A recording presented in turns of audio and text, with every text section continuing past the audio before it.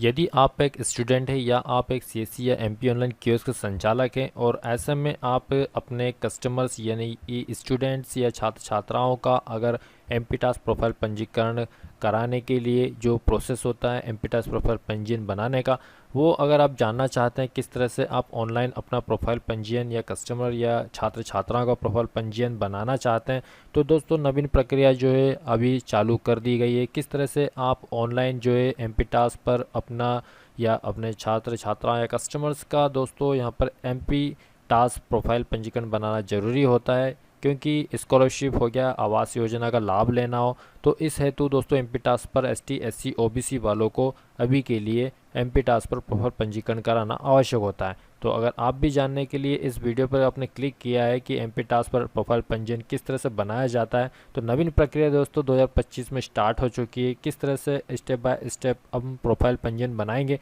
Complete जानकारी के लिए आप इस वीडियो में लास्ट तक बने रहिएगा। चैनल पर नए हो चैनल को जरूर सब्सक्राइब कीजिएगा। अगर वीडियो पसंद आती है तो लाइक जरूर करिएगा। चलिए दोस्तों वीडियो को शुरू करते हैं।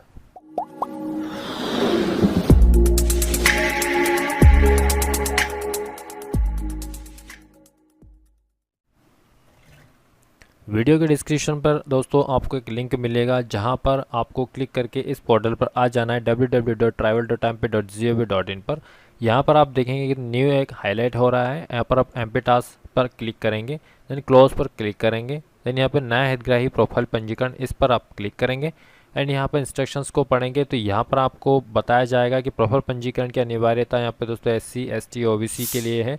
ठीक है, इसके बाद में बताया जा रहा है कि यहाँ प्रोफाइल पंजीकरण आप स्वयं भी कर सकते हैं या फिर एमपी ऑनलाइन पे या सीएससी सेवा जनसेवा केंद्र या फिर लोक सेवा केंद्र पर जाकर के भी करा सकते हैं। आवश्यक दस्तावेज दोस्तों डिजिटल जाति प्रमाण पत्र, समग्र आईडी, आधार कार्ड, आय प्रमाण पत्र, निवास प्रमाण पत्र, ये इतनी चीज़ें दोस्तों आपके पास में डिजिटल होनी आवश्यक है। समग्र से आधार का लिंक होना आवश्यक है। तो इसके लिए दोस्तों आप यहाँ पे लिंक भी दी गई है, केवाईसी आप यहाँ पे समग्र से आधार का कर सकते हैं। डीबीटी वगैरह नहीं है तो वो भी आप करवा लीजिएगा, क्योंकि डीबीटी भी आवश्यक होता है। तो आपके पास में आय, निवासी, जाति, समग्र आईडी, आधार कार्ड, ये तो आपके पास में होना आवश्यक है। अगर आपके पास ये सारे डॉक्यूमेंट्स हैं तो आप आगे बढ़ें और यहाँ पर आपको समग्र आईडी भी दोस्तों फिलअप करना है, जो कि आपकी कस्टमर या छात्र छात्रा जिसका भी हो, ठीक है, या अपना स्वयं का जिसका प्रोफाइल पंजीयन बनाना चाह रहे हैं उसका यहाँ पर समग्र आईडी 9 डिजिट का आपको यहाँ पे फिलअप करना है। इसके बाद में दोस्तों यहाँ पर हम आधार से जो समग्र ई केवाईसी होती है, उस टाइम पे आपने जो मोबाइल नंबर से केवाईसी कराए हैं समग्र आधार का लिंकिंग के दौरान, तो उस रजिस्टर्ड नंबर पर ही ओटीपी जाता है। ये आप ध्यान रखें, वो मोबाइल अपने पास में रखें। उस ओटीपी को आपको दोस्तों यहाँ पर फिलअप करना है एंड ओटीपी सत्यापित करे पे क्लिक कर देना है। ओटीपी आप दोस्तों जैसे डाल देते हैं तो यहाँ पर आपका नाम और यहाँ पे सारे ये जो टर्म्स कंडीशन है ये आप पढ़ लें और मैं सहमत हूँ पर क्लिक कर देंगे। इस तरह से आपके सामने इंटरफेस आता है, जहाँ पर आपको समग्र से जो डाटा पिकअप होता है वो उसकी जानकारी आपको यहाँ पर शो होती है। थोड़ा हम नीचे स्क्रॉल करते हैं तो यहाँ आपको अपना जो कस्टमर से उसका नाम दिखेगा एंड हिंदी में नाम दिखेगा, मोबाइल नंबर दिखेगा, जेंडर वगैरह दिखेगा, डेट ऑफ बर्थ दिखेगा एंड परिवार आईडी, फादर नेम, माता का नाम यहाँ पे नहीं दिख रहा है। ठीक है, वैवाहिक स्थिति अनमेरिड। तो दोस्तों यहाँ पर ये चीज़ें बहुत इंपॉर्टेंट है। जैसे कि क्या होता है कि अभी ये समग्र आईडी से सारा इनका जो प्रोफाइल है, समग्र प्रोफाइल सारा ओपन हो जाता है। ठीक है, अब यहाँ पर समग्र द्वारा प्राप्त जाति, स्थायी निवासी, आय प्रमाण पत्र, दिव्यांग एवं अन्य जानकारी। ठीक है, तो यहाँ पर आपको बता रहा है कि आपके बैंक खाते से आधार डीबीटी नहीं है, तो यहाँ पे सक्रिय नहीं है बता रहा है। अगर होगा तो यहाँ पे सही है, मतलब सक्रिय है बताया जाएगा। ठीक है, तो ये आपको करा लेना है। ठीक है, यहाँ पे डीबीटी को आप किस तरह सक्रिय कर सकते हैं नेक्स्ट वीडियो में हम इसके लिए लेकर आएंगे। इसके लिए चैनल को जरूर सब्सक्राइब करके जाइएगा। वीडियो पसंद आई हो तो लाइक करें।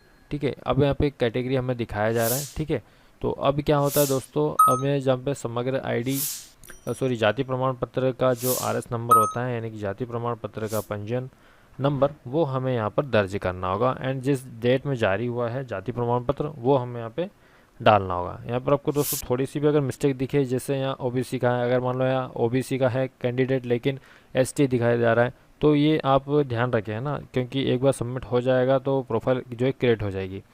तो ये आप ध्यान रखें, है ना। वैसे S T S C OBC ये तो बहुत रेयर केस में आपको यहाँ पे मिलेगा, लेकिन जैसे कि फादर नेम मिसमैच हो रहा है, मदर नेम नहीं आ पा रहा है, तो ये जो छोटी छोटी जानकारी है वो आपको ध्यान में रखना चाहिए। तो RS4350104306, तो हम यहाँ पर जो है फटाफट से जाति प्रमाण पत्र नंबर को फिलअप कर देते हैं। एंड यहाँ पे हमें गेट कास्ट डिटेल्स पर क्लिक कर देना है।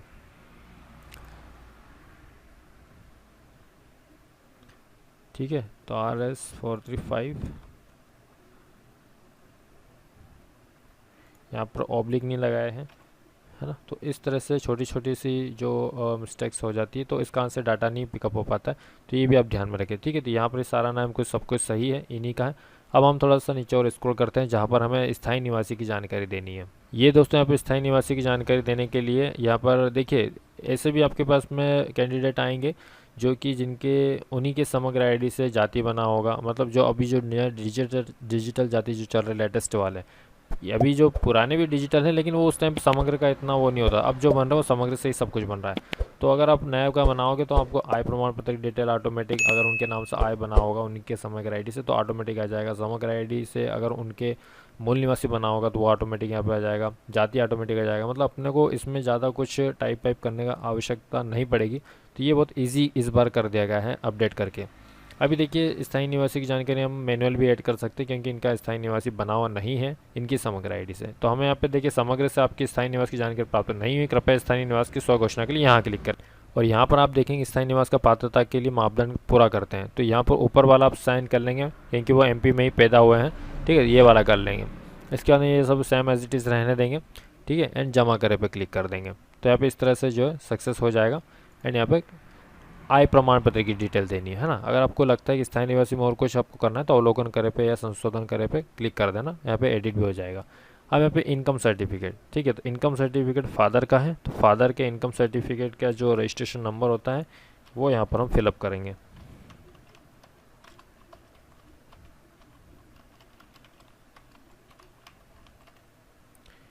ठीक है, एंड यहाँ पे हमें जिस डेट में जारी हुआ है इनकम सर्टिफिकेट वो यहाँ पर डेट डालेंगे। तो यहाँ पर आप देखेंगे आय जो है वार्षिक आय आ चुकी है, किसके नाम पे आय प्रमाण पत्र जारी है वो यहाँ पे आ गया है। ठीक है, ये करेक्ट है तो आप आगे बढ़ेंगे। इसके बाद हम यहाँ पे थोड़ा नीचे स्क्रॉल करते हैं तो यहाँ पर ये जो पूरा एड्रेस आ जाता है उठ करके। ठीक है, अब देखिए समग्र से प्राप्त जानकारी अपर्याप्त है ना, यानी कि पर्याप्त नहीं है। कृपया जानकारी को पुनः जांच करें। देखिए मैं जैसा आपको बता रहा था, यहाँ पर रेड मार्क में कृपया माता का नाम दर्ज करें। ठीक है, तो यहाँ पर देखिए इनकी जो समग्र आईडी उसमें प्रोफाइल में माता का नाम नहीं है। ठीक है, तो इसको ऐड कराना पड़ेगा, इसके बाद ही यहाँ पर ये जो प्रोफाइल है वो क्रिएट हो पाएगी। अब आप आए दोस्तों samaggra.gov.in पर आएंगे एंड यहाँ पर आपको जाना है अपनी प्रोफाइल अपडेट करें, इस पर आप क्लिक करेंगे।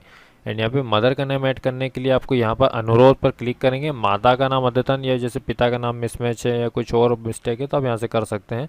तो यहाँ से सिर्फ एक रिक्वेस्ट डलती है और फिर जहाँ की भी आपकी आईडी होती है वहाँ के उनको, जैसे सेक्रेटरी पंचायत की अगर आईडी तो सेक्रेटरी यानी कि मंत्री जी को बोलना है, नगर पालिका आईडी नगर पालिका में जाएंगे, है ना, तो वहाँ से आपको कराना होगा। जैसे माता का नाम में दिक्कत है तो माता का नाम अद्यतन पर क्लिक करेंगे। देन यहाँ पे क्या है, आपकी माता का नाम अद्यतन अनुरोध पहले से ही दर्ज है ना, मैंने यहाँ पे पहले से दर्ज कर रखा हूँ इसलिए यहाँ पे इस टाइप से बता रहा।